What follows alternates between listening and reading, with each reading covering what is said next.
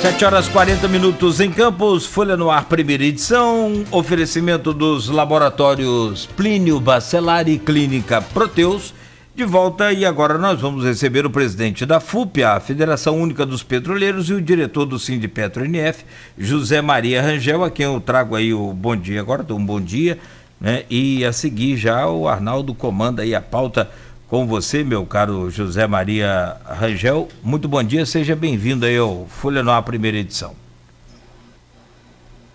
Arnaldo, bom dia, Alberto, está por aí também. É prazer voltar a falar com vocês para debater temas tão importantes, né, que estão acontecendo não só a nível nacional, mas como a nível regional também. Vamos lá, Nogueira. Então, hoje eu vou até chamar você para participar um pouco mais, até porque, né, como foi você que convidou o Zé Maria para estar junto com a gente aí na conversa, então fica à vontade, como sempre. Obrigado. Mas pode participar muito mais junto com a gente. Obrigado. Mas eu queria, Zé, que a gente começasse falando sobre essa questão do coronavírus nas plataformas, que é uma preocupação muito grande, né, com relação aos petroleiros, e nós já temos relatos muito grandes. Eu falava aqui no bloco anterior, num caso de São João da Barra, por exemplo, que uma pessoa teria sido infectada dentro de uma plataforma que ficou em quarentena junto com um infectado num espaço muito pequeno, compartilhando um espaço muito pequeno. Como que vocês aí da federação têm acompanhado, e do Sindipetro também, por óbvio, têm acompanhado aí essa questão do coronavírus nas plataformas da Bacia de Campos? Há um regime mesmo de controle por parte das empresas ou há um risco muito grande dessa propagação nesses espaços tão pequenos de confinamento? Antes de entrar especificamente na questão das plataformas, é importante a gente dar uma contextualizada do que nós estamos falando. Nós estamos falando de uma pandemia que ela adiou o maior evento esportivo do planeta, que é a Olimpíada. Né? Ou seja, no mundo que tem aglomeração de pessoas, foram cancelados. Eventos esportivos, o Campeonato Brasileiro era para ter começado ontem, a Champions League está adiada, então nós não estamos falando de qualquer coisa, tá? E essa pandemia, ela chega ao nosso país, primeiro, lamentavelmente, você já pôde discorrer sobre o assunto, e encontra um presidente completamente avesso a todas as orientações que vêm do órgão da Organização Mundial de Saúde, que fala sobre a questão do isolamento. E por que o isolamento? Porque os sistemas de saúde, eles não aguentam se todo mundo adquirir o vírus. Você entra em colapso. Então é importante que as pessoas saibam disso. Em segundo lugar, a pandemia chega no Brasil e encontra um país completamente esfacelado. E por que eu digo isso? Porque não vamos esquecer que o Brasil, em 2016, foi aprovado no nosso país o congelamento de todos os gastos públicos, a chamada PEC da morte. É um país que tem 40 milhões de pessoas desempregadas, entre quem ainda vai à rua procurar emprego e quem já está desalentado. É um país que volta à fome e volta à miséria, certo? É um país onde, para você ver o absurdo que a gente vive, muitos de nós torcia para que o Mandetta ficasse. O Mandetta que defendia o fim do SUS. Então, hoje, quer dizer, a situação no Brasil, ela só não está pior, e eu concordo com você em gênero, número e grau, existe um número elevado de subnotificações, certo? Só não está pior porque nós ainda temos o SUS. Por que o número de mortes nos Estados Unidos é tão alto? Porque lá não tem sistema público de saúde. Quem tem dinheiro paga, quem não tem, vai para a vala, literalmente. Tá? Então, esse é o cenário que a gente vive, né, na crise da pandemia. Né? Quando você traz para a discussão dentro da Petrobras, quer dizer, o presidente atual, a administração da Petrobras, ela segue a mesma cartilha do presidente Bolsonaro, né, de tentar desdenhar o fato. Veja vocês que em 19 de março nós enviamos um documento à Petrobras e já alertávamos para o perigo que estava chegando. E a nossa atenção maior se dava aos trabalhadores e trabalhadoras das plataformas. E por que isso? Porque, primeiro, nós temos pessoas que vêm e que embarcam aqui na nossa região de todos os lugares do Brasil. O problema é de que nas plataformas você tem um sistema de ar-condicionado que ele é viciado. Tá? Como assim? Ele é viciado, é um ar-condicionado central, que não tem manutenção contínua. Então é um ar-condicionado que ele é viciado, é um sistema de ar-condicionado central que não tem aquela manutenção como a gente normalmente faz nas nossas casas, você vai lá, limpa o filtro. Então, e lá não acontece isso periodicamente. E por que é isso? Porque existe um abandono generalizado das plataformas da Bacia de Campos, e que a gente vem denunciando há muito tempo aqui. Eu já tive a oportunidade de conversar tanto com o Nogueira como o Aloysio e falar sobre isso. As plataformas da Bacia de Campos, elas...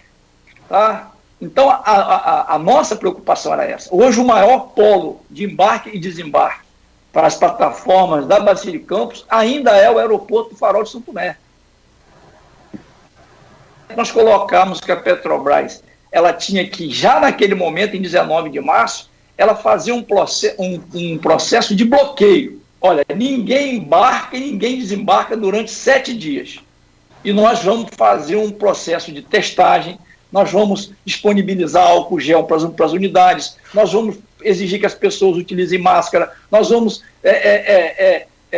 ter todos os cuidados, nós vamos impedir que as pessoas que fazem parte do grupo de risco embarquem, certo? E nada disso foi feito. Nada disso foi feito. Então, para vocês terem uma ideia, a Petrobras só passou a disponibilizar máscara na semana passada. E uma máscara de TNT muito da vagabunda. E mais, você tem relatos de pessoas, quer dizer, plataformas, vou pegar um exemplo que para nós tem saltado aos olhos, da P26, que com vários casos de contaminação, quer dizer que o João testou positivo e o José esteve em contato com ele. Quando o José desembarca, o José não é testado. O José é mandado para a sua residência sem que ele passe por uma quarentena, certo? Então, isso é um absurdo. Quer dizer, nós temos isso vale para os trabalhadores próprios e os trabalhadores terceirizados. E agrava-se a esse fato, Arnaldo Nogueira e todos aqueles que nos assistem, o fato de que a Petrobras ela aplicou um plano de resiliência, tá, que reduz drasticamente o salário daquelas pessoas que não estão embarcando, isso para os funcionários da Petrobras, e para os funcionários terceirizados. Qual é o caminho que é tomado? Se o cara não embarca, a empresa manda embora. A empresa manda embora. Isso é, de uma certa forma, num cenário, como eu falei, de 40 milhões de desempregados, faz com que as pessoas elas omitam que estão com sintoma. E embarquem. Porque o cara fala, não, eu preciso do meu emprego. Ou eu não posso ter a minha renda reduzida. Então, nesse momento, a Petrobras, ela, na minha visão, na nossa visão, enquanto sindicato, enquanto federação, ela tinha que entender qual é o papel de uma empresa do porte da Petrobras. A Petrobras tinha que estar ajudando o Brasil a superar esse momento de crise. Ela tinha que garantir, como, por exemplo, a Bristol Petróleo, ela garantiu que durante 3 meses não vai haver demissão nas suas unidades, nas suas instalações, por conta da crise. Ela tinha que ter uma postura como essa no que diz respeito ao seu quadro de funcionários e também ao quadro de funcionários terceirizados. Ela tinha que ter uma postura de doar combustível para ambulância, para corpo de bombeiro, para carro de polícia, para todos os veículos que estão transitando aí, levando cesta básica para tudo quanto é lado. Uma postura de solidariedade. Ela não está fazendo isso, apesar dos seus estoques estarem lotados de derivado. Ela tinha que ter uma postura de subsidiar o gás de cozinha. É difícil, não é não, é só pegar o cadastro de quem está no Bolsa Família, subsidia lá, porra. Mas ela, em momento algum, ela se colocou numa postura proativa. Ela simplesmente seguiu a cartilha que veio do governo federal e tem tido uma posição que eu confesso a você que eu tenho 35 anos de Petrobras, que eu jamais vi a Petrobras numa posição tão reativa como ela está tendo nesse episódio do combate ao coronavírus. Zé Maria, mas além dessa questão toda aí, que eu concordo com você, que acho que a empresa tinha que se posicionar de uma forma muito mais proativa, ou não só proativa, mas solidária em um momento como esse, como outras grandes empresas pelo mundo estão tomando essa postura, mas além disso, nós temos um panorama de produção aqui na Bacia de Campos, você sabe muito melhor do que eu, em declínio. Né? Nós temos aí uma produção em declínio já há alguns anos, são os chamados campos maduros, enfim. A gente está em uma fase decrescente da produção na Bacia de Campos, e sobretudo aqui na nossa região, mais próxima ao Espírito Santo, diferente do que é mais próximo à Bacia de Santos, porque tem a questão do pré-sal. Né? Estou falando da produção local, da produção nossa. E com esse panorama do coronavírus, com a crise internacional do petróleo, o preço do barril chegando a valores aí que não se via desde a década de 90, especialmente o petróleo tipo Brent, nós temos um cenário de crise também no setor, porque há você falou, os estoques estão cheios de derivados, porque há um consumo menor devido a essa questão da quarentena, enfim. Então há uma crise mesmo, há um contexto de crise. Mas como que está o panorama de funcionamento dessas unidades aqui na nossa região? As plataformas estão em atividade, não estão em atividade? Houve redução, não houve? Como que estão esses funcionários das plataformas que reduziram a atuação? Como que está o cenário geral nesse contexto? Um ponto importante que eu diria que o futuro da Bacia de Campos, tá? Aqui na Bacia de Campos, a Petrobras, ela fechou, por todo o país, fechou 62 plataformas dos chamados campos maduros. Plataformas tanto no águas rasas, como é o caso nosso aqui, como também nos campos terrestres. Foram disponibilizados, só aqui na Bacia de Campos, trabalhadores próprios, mais de 600 trabalhadores que vão ter as suas transferências para outras unidades do país. Terceirizados, nós podemos falar que, se da Petrobras foram 600, nós estamos falando que de terceirizados nós vamos, miseravelmente, são mais de 1.200 trabalhadores que vão ficar disponibilizados e vão perder o seu emprego. Tá? Isso reduz a produção da Bacia de Campos, eu diria que em mais de 150 mil barris de petróleo, o que vai ter um impacto significativo na receita dos municípios produtores. Sim. Tá? Então, isso, obviamente, que para nós é preocupante, é muito preocupante. Isso, números, Arnaldo, oficial que nós temos, que a Petrobras reduziu em 200 mil barris. Obviamente que isso, nossa visão, é uma política equivocada da Petrobras. A Petrobras, ela se tornou, ela hoje é uma empresa que única e exclusivamente exporta óleo cru. Ela quer sair do refino, ela já vendeu a BR Distribuidora, ou seja, ela deixa de ser uma empresa de petróleo integrada e, por isso, muito provavelmente, ela vai ser a das operadoras de petróleo que vai ter uma das maiores dificuldades para superar a crise. Uma das maiores dificuldades, porque ela deixou de ser uma empresa integrada. Certo? E aí, a partir do momento que você tem um brutal desaquecimento na demanda mundial, você tem um acordo que fracassa da OPEP, que você manda reduzir 10 milhões de barris diários de produção. Quer dizer, para um consumo, quer dizer, o mundo todo produzia 100 milhões de barris de petróleo. 90 e poucos milhões de barris por dia. Você demanda caiu em 25%, quer dizer, você passou a consumir 75 milhões de barris por dia, mas você ainda tem quase 90 milhões de barris no mercado. O barril vai lá embaixo. Sim. Porque não tem nem aonde estocar. Por isso que no dia 20 de abril teve o WTI, que é o petróleo vendido nos Estados Unidos, ficou negativo. Negativo, sim. As pessoas preferiam, bicho, quem quer o petróleo? Porque eu não tenho onde estocar mais. Não tem onde estocar. Então, por isso que deu aquela negatividade no preço do barril, porque o petróleo você não compra hoje para ele te entregar amanhã. É o famoso mercado futuro.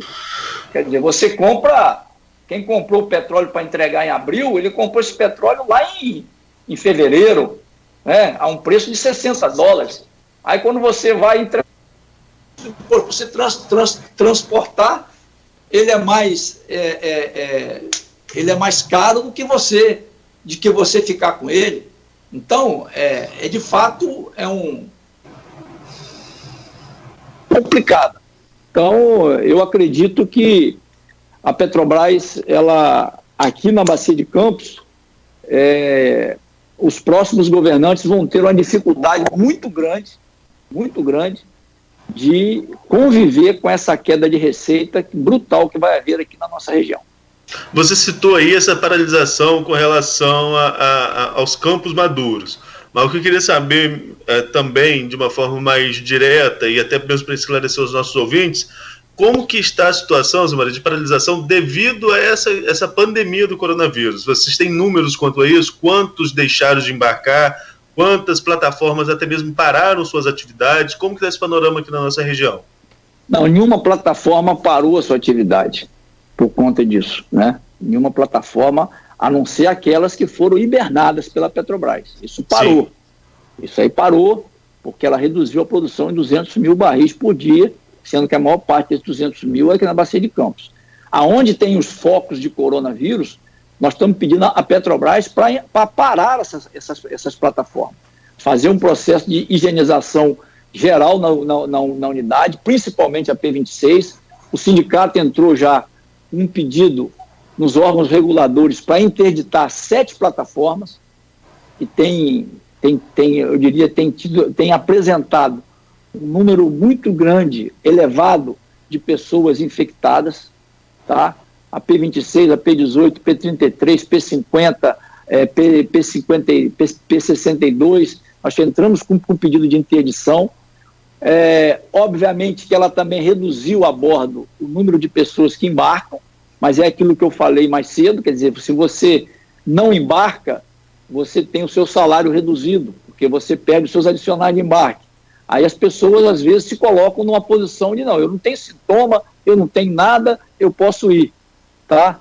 Então, e o trabalhador terceirizado é aquilo que a gente já falou com vocês, eles vão para a rua, quer dizer, e existe também, Arnaldo Nogueira, um temor muito grande das pessoas de embarcar. Só que o processo de assédio dentro da companhia, ele vem eu diria que se avolumando muito ao longo dos últimos períodos, principalmente depois da entrada do governo Bolsonaro, da presidência do Castelo Branco. Só para vocês terem uma ideia, a Petrobras criou uma estrutura chamada EOR, que é a Estrutura Organizacional de Resposta, da qual o sindicato não tem participação, quer dizer, a gente não tem como opinar a respeito como é que você faz para mitigar os efeitos do coronavírus.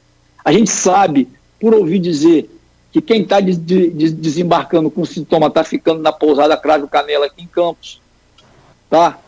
Mas não sabemos quantas pessoas tem, porque esses números não são abertos, não sabemos de quais plataformas são, porque esses números também não são abertos. Quer dizer, nem todo mundo fica. Eu ontem recebi um relato de um amigo que estava com sintoma.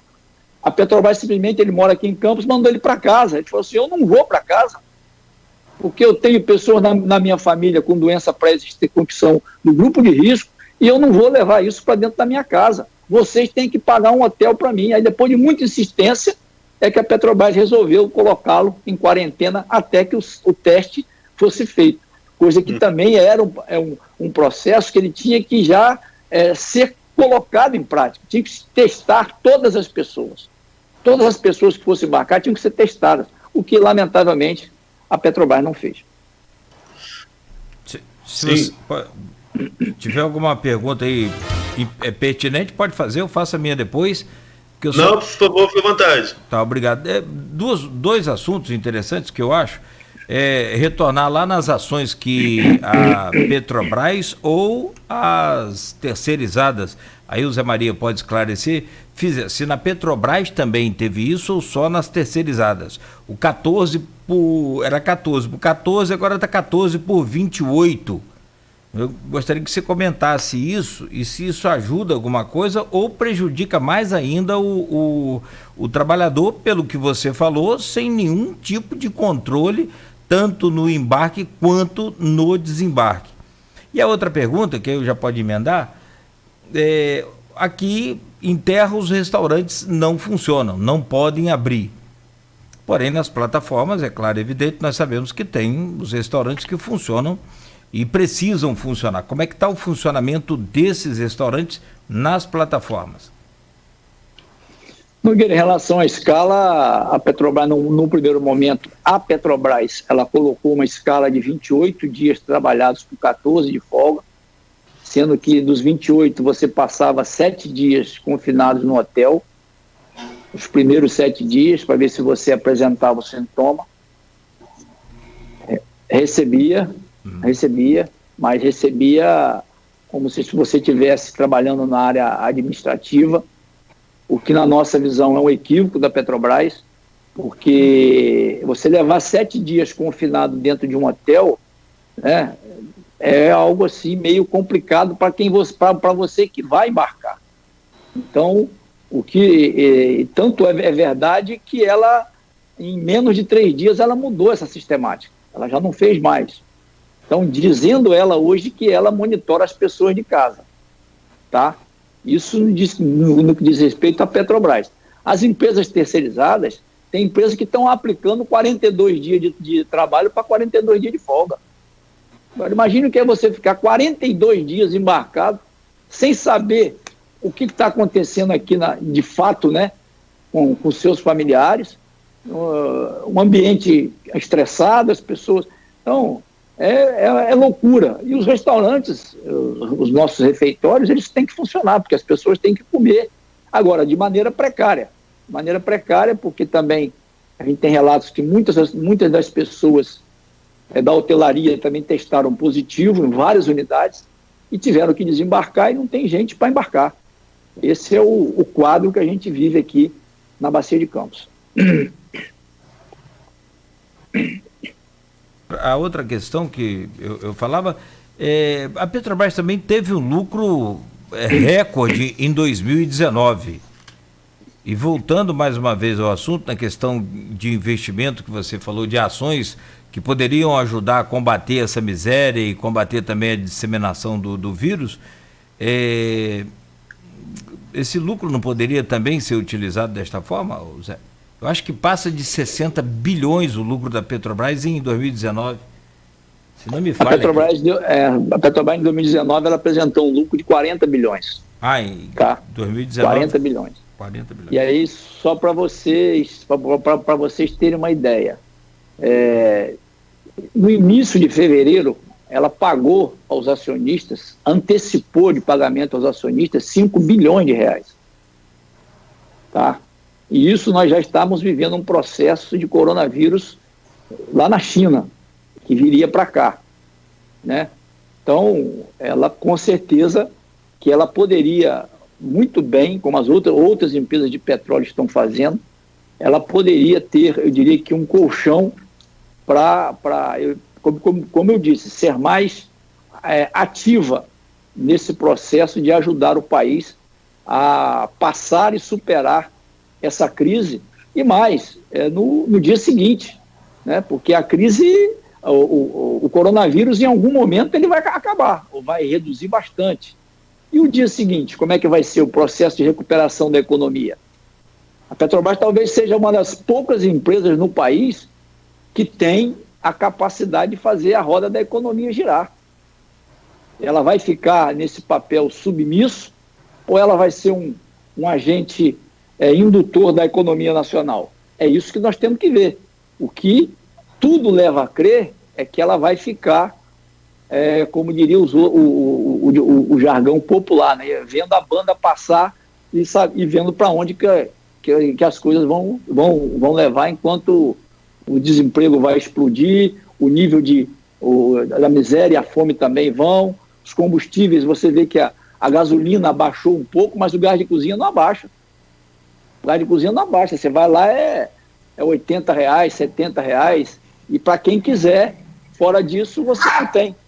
você não tem condições hoje de uma pessoa de classe mais humilde de comprar um botijão de gás para cozinhar na sua residência. Arnaldo? Ô, Nogueira, acho que já está na hora de a gente ir para o intervalo, não? 8h05? Sim. Não, mas então vamos ao intervalo. No próximo bloco, Zé Maria, eu vou trazer as perguntas dos ouvintes. Nós temos aí algumas perguntas, né, para depois a gente caminhar no final para a questão do cenário político. Tá bom, beleza. Valeu. Perfeito. Então são 8h06. Nós estamos recebendo no programa de hoje o José Maria Rangel, presidente da FUP e diretor também do Sindipetro NF. Arnaldo Neto é o jornalista hoje no programa. Eu sou o Cláudio Nogueira e nós estaremos até às 8h45, extrapolando se necessário, dependendo da necessidade do assunto, com Folha no Ar, primeira edição, que tem o oferecimento dos laboratórios Plínio Bacelar e Clínica Proteus. A gente faz planos o tempo todo pro futuro.